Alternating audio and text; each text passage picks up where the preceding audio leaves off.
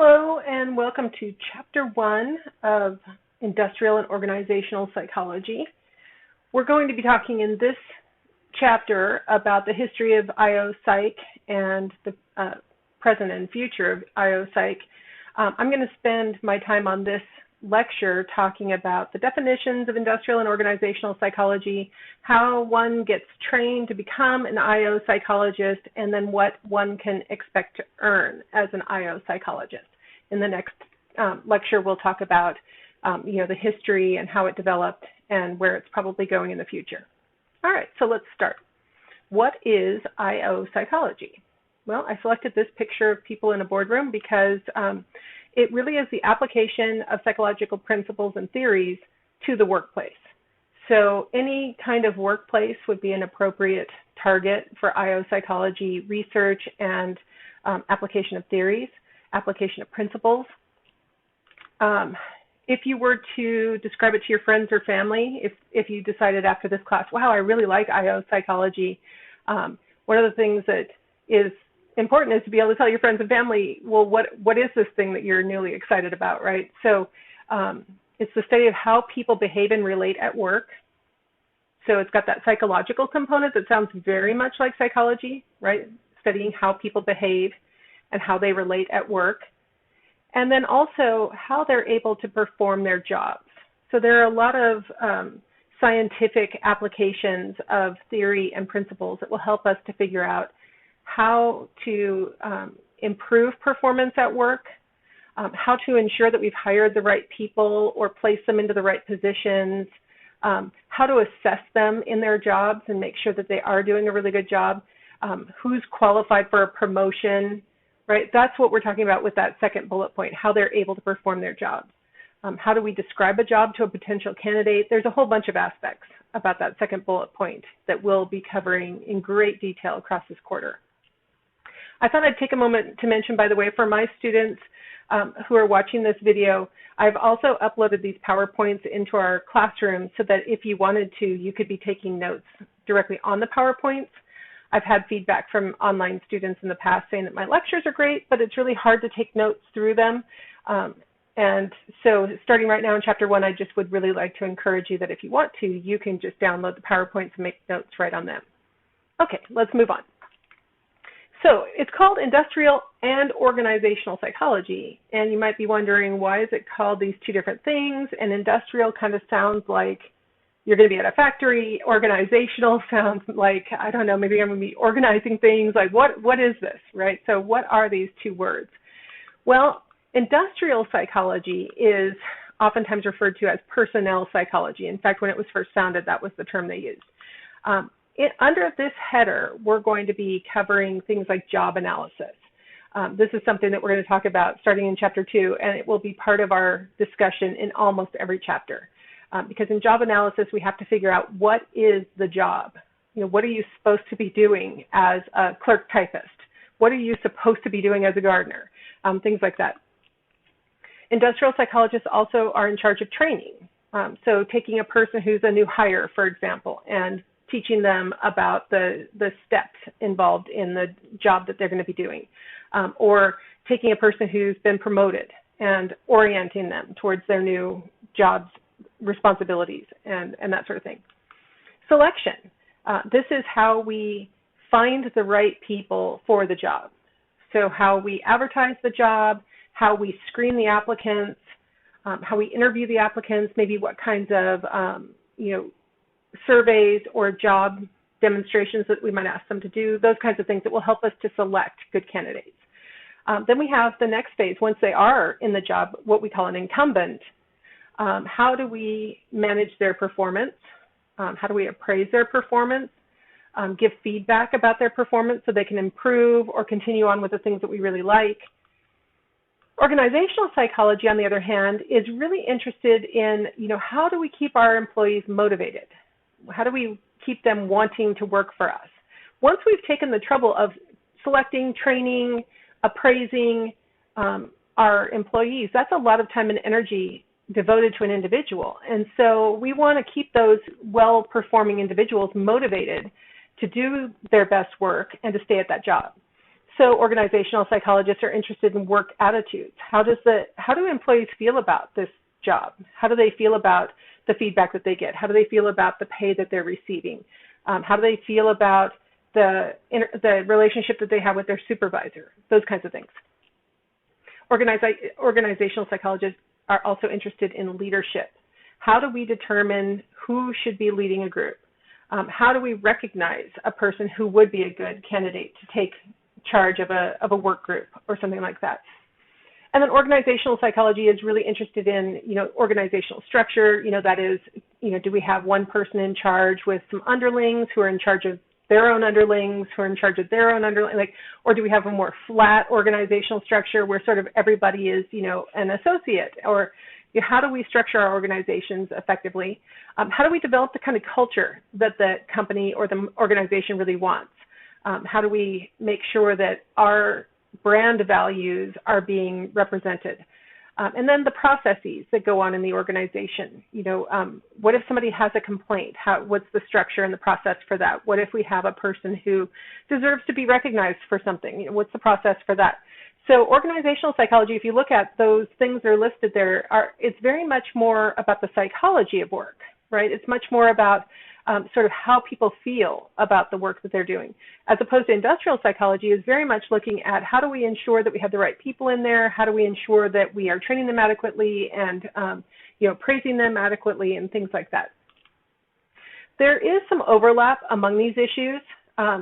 We could argue that the kind of training that the person received might affect their motivation to do the job after they've been hired, things like that. So there's overlap among these things. They are interdependent. A lot of these things, even within industrial psychology or within organizational psych, are interdependent, right? If we have selected good candidates, trained them well, then when it's time to do performance appraisal, it should be pretty, straightforward. They should be able to do what we've asked them to do. If we've described in our job analysis really well what the job's going to be, then we've recruited people who know they can do it, right? It's all interrelated. So we have to think about these chapters that we're going to be covering as really building on each other. Sometimes it feels like there might be some redundancy going on in this class because you're like, you mentioned job analysis in virtually every single chapter. Why do you keep bringing this up? Well, it's because, a lot of the other things that we're going to be talking about are really dependent on, an organization advertising the job really clearly, really specifically, and really accurately. And the way to do that is through a good job analysis. So these things are all interrelated. And so we don't want to think, okay, I've learned chapter 2, I can forget that now, right? They're all interrelated. Okay, let's take a little bit of a shift and let's talk about IO psychologists and how they get trained. How does one become an IO psychologist? First off, I would like to attract your attention to the Professional Association for Industrial and Organizational Psychologists, which is called SIOP. I've put the little hyperlink here in the PowerPoint so that I can hop to it for you guys, and then also so that if you guys were to, apparently it doesn't want to show, okay, good. So that if you guys wanted to just really easily click on it, you could, but it's a pretty easy thing to type in. SIOP will take you to the Society for Industrial and Organizational Psychology. And it's a subdivision of APA, the American Psychological Association. And so it's part of that bigger structure, which is APA. But then within that, it's just focused on people who are industrial and organizational psychologists or studying to be those, things like that. And so what you'll find here at the very top is, information about how to become a member. If you wanted to become a member, you have really significantly reduced dues while you're a student. And so you get the benefits of membership with a very low due burden. They've got certain PSYOP publications that are here. They've got a career center over here so that if you were trained as an IO psychologist, you could come here and look for jobs or opportunities. Businesses can find IO psychologists if they want to work with them. The events are probably going to be mostly canceled for the year 2020, if anybody knows what I'm talking about. So we have a lot of information right here on the PSYOP webpage. So if you're at all thinking to yourself, wow, this seems like a kind of an interesting major for a psychologist, that website is really, really valuable. Now, when we talk about how to train IO psychologists, there is, an approach to training that really SIOP has laid out. They've said that they really want people who call themselves IO psychologists to have this certain kind of training. So first off, they follow SIOP. The basic gist of SIOP's guidelines is that we want to train IO psychologists to be scientists first and practitioners second. So that scientist-practitioner model follows pretty much any applied area of psychology anyway. If you're going to be a counselor, or you're going to be a clinical psychologist, or you're going to be a school psychologist, anything where you're going to have a very applied perspective, a lot of times people think, well, awesome, I'll be a counselor and I won't have to take any statistics or research methods or something like that. But APA and the subdivisions of APA really want all people who are trained as psychologists to have this scientist practitioner, at least mindset. So what does that mean? Well, first off, IO psychologists are going to be generators of knowledge. That's the scientist side. So when IO psychologists are out in the field, a lot of times they're going to be collecting data, they're going to be giving information, knowledge to their client at least, right? They are at least going to be collecting data and providing that to their client, whoever the organization might be. On the other hand, they might also go a little step farther and actually publish or present their research to the general population or to, the world of psychologists, things like that. And so they're going to be generating knowledge that other scientists could use also. So it's not just doing the kind of science that would result in publication. It's also doing the kind of science that would result in information that could be shared with the client. And then on the other hand, IO psychologists are going to be practitioners. They're going to consume the knowledge that has been produced by other IO psychologists or other psychologists in general and apply that knowledge to the setting where they find themselves so that their client benefits from that knowledge. So we consider ourselves scientists because we generate knowledge, and we consider ourselves practitioners because we take that knowledge that we generated or somebody else did and apply that in the organizational setting. All right, now most IO psychologists have some kind of graduate degree. At Eastern Washington University, we have an IO minor that you can earn on your way to a bachelor's degree in psychology. And that could set you up to do some pretty neat things out in the field. But for the vast majority of IO psychologists, a master's degree with about 2 years of training will really open the doors to a wide variety of topics and opportunities and income that wouldn't be available with only a bachelor's degree. A doctorate in IO psychology is going to take you beyond the master's another 5 years-ish, something like that, depending on where you train and what you do. And with that doctorate, that means now you could supervise other IO psychologists, you can command a higher wage, things like that. Locally, there are 2 schools that have a dedicated, and by locally I mean Washington. We have Seattle Pacific University that has a dedicated doctorate in IO psychology, and then WSU has a dedicated doctorate in psychology, IO psychology. Portland State University also has a master's degree in IO psychology, and I would just like to mention that a person who wanted to major in general psychology in a master's degree could pair up with a person who is focused on IO psychology and end up with a master's degree that has the training that they need, that the person needs for working out in the field. I have a PhD in cognitive psychology, but I have a really passion for IO psychology. And so far I've graduated 2 IO psychology master's students, and both of them are out in the world working in their field. And so a master's degree is enough usually to make a pretty decent living. A doctorate will give you a little bit more flexibility and freedom and probably a higher income.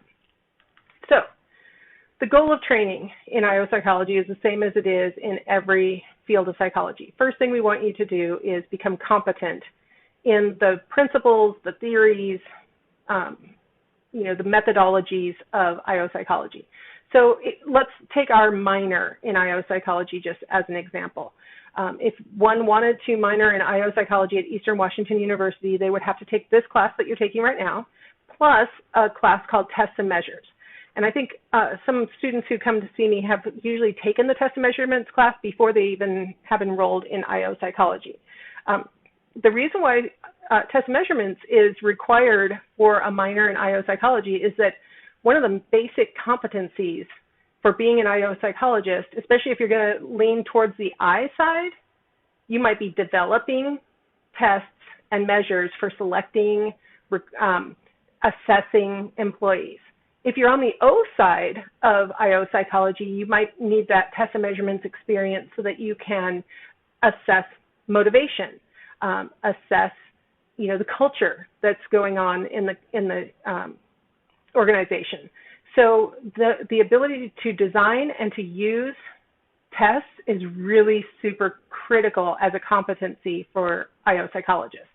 So that's one of the main goals of IO training, is to develop those basic competencies that are going to be needed in the field. Now, I pulled all of this stuff from table 1.1. I listed page 4 because I was working out of the 4th edition of the textbook when I made these slides.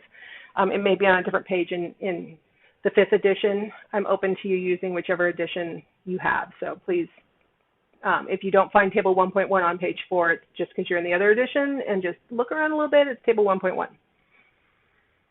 But these are the basic competencies. Okay, that sounds like a lot of stuff, right? But it's really not. It's things that if you've had any training in psychology at all, you've probably picked up a lot of these things already, right?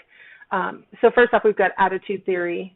If you've taken any kind of social psychology class, or even general psych, probably your teacher covered attitude development, measurements and change of attitudes. A lot of these things are things that you've encountered in other classes. Ethics of research, you've probably encountered already if you haven't taken your scientific principles class, or you haven't taken research methods. Maybe not thoroughly, you haven't gone through ethical, but if you've done abnormal psych, you probably had ethics, right? We cover this in a lot of topics. And then, of course, there will be the legal and professional context that are specific to IO that will need to be trained. And then, of course, we've got a lot of things that are just standard psychology, individual differences, research methods, statistical methods and data analysis. Those are just sort of standard things that a person who's taking a bachelor's degree in psychology would be trained with. And then we have things that are kind of unique to IO, the job task analysis, classification of tasks, of jobs, training, how the theories behind training, development of programs, evaluation of programs. Some of those things are going to overlap with things that you might have experienced in other classes, but those are things those are the two things on this list that might be, the legal and professional context, the job task analysis and classification, and then the training issues might be unique in your training. This might be, in this class, the only time that you hear these things. But those are the kinds of things that we're talking about. It's not rocket science separate from all of psychology. It's building on what we do in psychology in general. So, what do IO psychologists do? Well, we have research and scientists, some IO psychologists who basically do research and science. We have IO psychologists that basically do, practice IO psychology. So academic would be what we mean by research and science. Usually we have people who are doing more than one kind of thing. So if you add up all these bars, you're going to recognize that it actually sums to greater than 100% of IO psychologists, because most IO psychologists do a mix. One of the things that I really encourage my grad students to do is to not only do their training in IO psychology, but also do their training so that they can become a teacher of community college or university level classes, because that way they can have their consulting on the side where they're generating a really good income and they're working for clients and things like that. And then they can teach a couple of classes a quarter and earn their benefits and also money and stability and things like that. So if you have multiple skills, you can actually really develop a very secure career as an IO psychologist. You'll notice that the smallest bar is the government and the military. That's currently. Right now, the government and the military is the smallest portion of employment for IO psychologists. You're going to see in the history as we go through that actually it used to be the biggest part. So, things change depending on what's going on in the society or the economy at the time. You'll see that consulting and private organization, those things are just about equally common for IO psychologists. A lot of times when we think about private organizations, we're talking about businesses usually. And a lot of times IO psychologists get employed 40-hour-a-week kind of jobs working human resources. So part of their job in human resources would be all this IO psychology stuff where they're selecting people and assessing people and training people and things like that. But there's other stuff that goes on with human resources, like you have to fire people and you have to manage, benefits, and you have to, there's a lot of other stuff that goes on with human resources that I would just like to recommend if you're thinking human resources at all, make sure you're doing the business electives that are part of our IO psychology minor. So we have those 2 required classes, which is this class plus tests and measurements. And then we have an array of choices of alternative classes. If your mind is thinking human resources, I would go towards those business classes that are on that list. So you'll see that about 40% of IO psychologists have an academic affiliation of some sort. Some of them, that's all they do. They are academics and they do research on this topic, and maybe they work with businesses for the purposes of fulfilling their own research and kind of keeping their, I like to call it hands dirty, sort of staying on top of what's going on in the business world and stuff.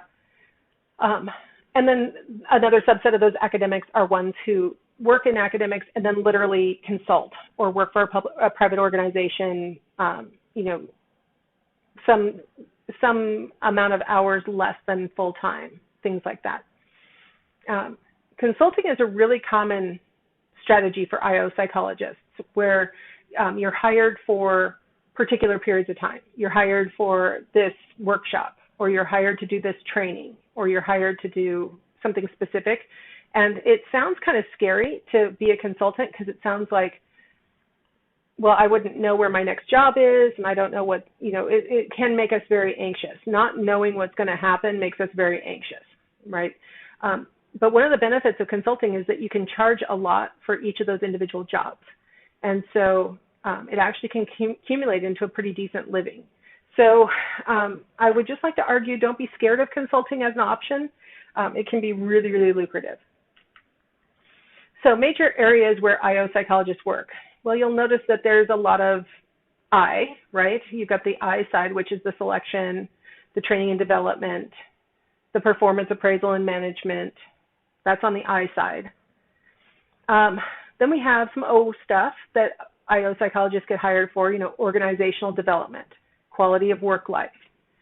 Consumer psychology and human factors engineering are aspects of IO psychology that are sort of separate from the IO general model. Consumer psychology probably falls most closely into the O part because it's looking at the psychology of consumers and what brings them to this organization, this product, things like that. Human factors engineering is probably a little closer to the I side because it's looking at how we can set up the physical structures that humans interact with in order to maintain their health, maintain their motivation. Human factors engineers look at like your workstation and determine, what height your keyboard should be relative to your chair to ensure that you don't get carpal tunnel. Human factors engineers were the ones who came up with the idea that standing desks might be a good idea, those kinds of things. So there's kind of different areas of IO psychology. One of my colleagues at Eastern Washington University he got his PhD just in general psych back in the 70s, I think. Might have been the late 60s. You might know him, Dr. Williams. He came out with this PhD in general psychology, and he for a while worked at Boeing as a human factors engineer and was looking at like seating styles and different aspects of that. He didn't really like working in the private sector like that, so he ended up coming back to academia and got his job at Eastern Washington University, and 40 years later, here we are. So, but that kind of engineering idea, actually my mentor from graduate school, he was also a cognitive psychologist like I am, but he had been offered a really lucrative job by Ford to do human factors engineering, look at the interaction of the human with the display panel on the car to ensure that they aren't distracted while they're driving. So, I mean, there are a lot of things that psychologists can really add. You guys might be familiar with, Microsoft and Facebook and Google looking at those kinds of issues. So human factors engineering isn't just about like desks and, actual what you might think about as physical structures. It's also things like, how do I capture your attention in a field of information, things like that. All right, so where do IO psychologists do their work? Well, obviously all over the place, but what this map is showing us is where more IO psychologists are employed. So you'll notice that we're in a white state where that means that there are 29 or fewer IO psychologists in the state of Washington is what this chart is showing us, or that we haven't got any data on it. So I'm not sure which one it is. And the most recent data I could find is from 2013, so I don't know if this is growing or not. But you'll see that Minnesota and New York and Massachusetts have the most IO psychologists, and the fewest that are reporting would be Mississippi and Pennsylvania. So it's kind of, you got to take this with a little bit of grain of salt, because I don't know why they wouldn't be reported, or if it just literally means that there are 29 or fewer in the state. You can imagine in a state we've got roughly 8 million people in the state of Washington. So you can kind of imagine in a state of 8 million people, and we do have some large, organizations in this state, right? So you can imagine that you could keep a number of IO psychologists busy, but probably we have a lot of people who are IO psychologists who also do something else so that they can make sure that they're making a decent living. The annual salary really varies by what area you're in. The blue line represents the private sector, and the orange line represents state government. And you'll notice there's no green or red for the local or the federal government. Private sector IO psychologists do earn more money than IO psychologists who work for governmental entities. That's always going to be a given. A lot of times people think that the government is going to pay well, but it doesn't really pay as well as even being a consultant for a private organization tends to give you a larger paycheck than working 40 hours a week for a governmental agency. This is the hourly rate. So this was annual salary. So you're seeing, over 190,000 being the average annual salary. And actually this data is from about 2015. So this isn't completely current either. But here we are, hourly rate. And that's where it really gets interesting, because if you're working for the private sector as a consultant and you can command, $100 an hour, you can imagine that you don't have to work a 40-hour week working for the private sector and make a decent living. So that's one of the things that makes great flexibility. Whereas when you're working for the government, a lot of times you're on the payroll, and that helps to keep your salary down, really. And by the way, what you're seeing along the x-axis is percentile ranking. So when you have, for example, that 90th percentile where you have that blue dot earning, I don't know, is that $95 or $100 an hour? I'm not sure.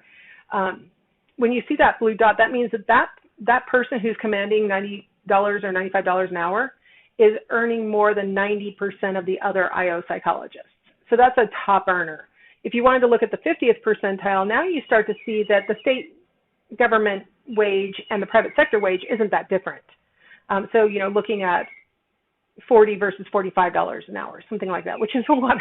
It's a very large hourly salary. I think we can all agree. But if you look down at 50%, that means that you're making more than half of the other IO psychologists, right? So we might argue that, we want to look at the highest number, but maybe we would want to target maybe the 25th percentile as somebody who's exiting their training and entering the field as an IO psychologist. You might be commanding something like $40 an hour in the private sector. All right. So here we have a chart that shows the highest paying states and the lowest paying states. And I don't know if we should be happy or sad that Washington isn't showing up at all. Obviously, we're in the middle. Florida is the highest. Illinois is the lowest paying average wage for this career. Now, this is not, don't take the impression that Florida government is paying this, and Illinois government is. They're just taking the average for people who are IO psychologists in these states. You see the District of Columbia is repeated, right? It is the lowest of the highest paying, and it's the highest of the lowest paying. This is why we make you take tests and measurements so you can interpret statistics and stuff like this, right? I'm not sure where our average, would be, because it looks like Washington State doesn't really report this stuff to SIOP. This is where IO psychologists tend to make the most money, and you'll notice healthcare and social assistance is the top. It's one of those growth industries. A lot of you may be, simultaneously going for some kind of health-related degree. If you're a health psychology major, which is our new major because it's such a growing area, right? So health and social assistance, there is a lot of need for training people and selecting good employees and appraising them, and then also making sure that the work climate is healthy for everybody. And then we have, professional, scientific, and technical services. A lot of times in that category, you're going to be looking at consultants who come in and give advice to organizations. With the manufacturing, they're going to be working oftentimes with factories, and a lot of times there will be human engineering involved in this, trying to maximize production. Educational services, a lot of this educational services can fall under training. IO psychologists do a lot of the sexual harassment training or the Title IX training or the other kinds of training that are required for federal reasons and things like that, or state reasons. And also educational services such as training employees for the job that they're going to be doing, those kinds of things. So when you see the word educational, I just don't want you to think that they are working in education. What educational services means is they are actually educating the employees about something. And then transportation and warehousing, the supply chain, maximizing efficiencies, things like this. IO psychologists can have a lot of impact on, helping to build the culture, helping to build the processes that will ensure that transportation and warehousing goes smoothly. Now, they tend to come in as consultants in these areas that are lower paid, and so you see people coming in, doing maybe a job for a finite sum of money, and then they don't work with that company again for a while. So these oftentimes, the lower paying means that they came in and they consulted, and that's a pretty decent salary for a person who is coming in and consulting for individual organizations. Now, the thing you should need to be aware about that kind of consulting thing is that you sort of have to promote yourself, right? So an online presence, making a lot of connections in your area is really important. So in order to be a really successful IO psychologist who works as a consultant, you really have to work. It is a lot of attending events and meeting people, and it might even involve cold calling. It's a business, so it can be a tricky career for people who don't find that to be their natural tendency. All right, so that concludes my discussion of, what is IO psychology and how do you get trained. Let's return for the next segment and talk about the history of IO psychology and where we are now. So I will see you in the next one.